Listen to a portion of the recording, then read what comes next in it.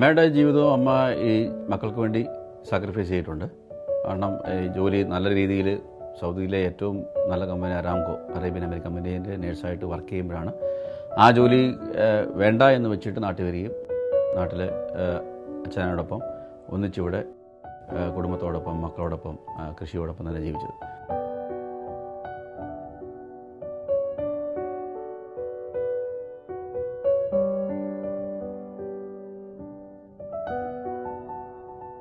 നാട്ടിൽ വന്നിട്ട് മമ്മി മക്കളെ നോക്കി, മമ്മിയുടെ അമ്മായിയമ്മയെ നോക്കി. അമ്മച്ചി അന്നത്തെ കാലത്തൊരു 7 വർഷം ബെഡ് റിഡൻ ആയിരുന്നേ. മമ്മിയുടെ മദറിലോ ടേക്ക് കെയർ ചെയ്തു.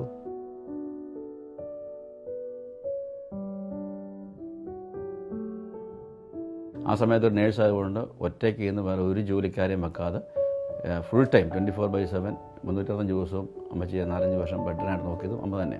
അത് വളരെ സന്തോഷത്തോടെ ഒരു സാക്രിഫിഷ്യൽ ലൈഫ് തന്നെ അമ്മയുടെ വേണം പറയാൻ പറ്റും.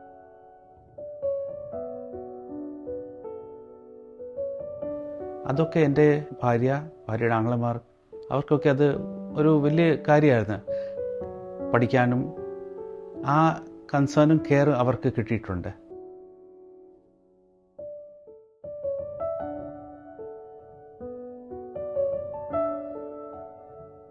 എൻ്റെ ഗ്രാൻഡ് ഫാദർ മരിക്കുമ്പോൾ എൻ്റെ അമ്മയുടെ കയ്യിലിരുന്നാണ് എൻ്റെ ഗ്രാൻഡ് ഫാദർ മരിക്കുന്നത്. ഹോസ്പിറ്റലായിരുന്നു.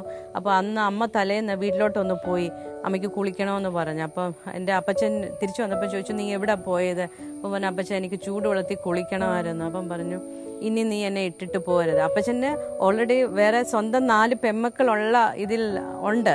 എന്നിട്ട് പോലും എൻ്റെ അമ്മയോട് പറഞ്ഞു, നീ എന്നെ ഇനി ഇട്ടിട്ട് പോകരുതെന്ന്. അപ്പോൾ രാവിലെ എഴുന്നേറ്റ് അപ്പച്ചനെ ഇങ്ങനെ താങ്ങി പിടിച്ച് ബെഡിൽ ഇരുത്തിയപ്പോൾ അപ്പച്ചൻ അമ്മയുടെ കയ്യിലോട്ട് മറിയുമായിരുന്നു. അങ്ങനെ അപ്പച്ചൻ മരിക്കുന്നത്.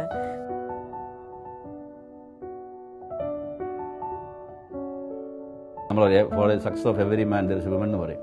എല്ലാ പുരുഷന്മാരുടെയും വിജയത്തിന് പിന്നിൽ ഒരു സ്ത്രീ ഉണ്ടാകും എന്ന് പറഞ്ഞ് ഞങ്ങളുടെ അപ്പൻ്റെ ഒരു വിജയം ഉണ്ടായെങ്കിൽ അതിൻ്റെ പിന്നിലുള്ള ബലമെന്ന് പറയുന്ന ശക്തി എന്ന് പറഞ്ഞത് തീർച്ചയായിട്ടും അമ്മ തന്നെയായിരുന്നു. ഒരു തർക്കമില്ല.